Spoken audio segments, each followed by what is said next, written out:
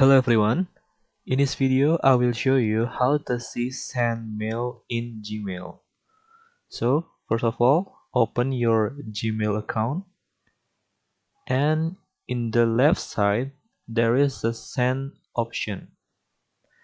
Click on this send option and here will display all the emails that you sent previously. So you can see the details of the email, the time of the email, and the body of the email.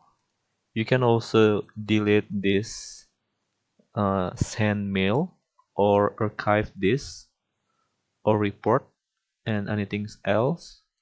And yeah, that's how to see send mail in Gmails. If you like this video, please subscribe this channel and see you in the next video. Thank you.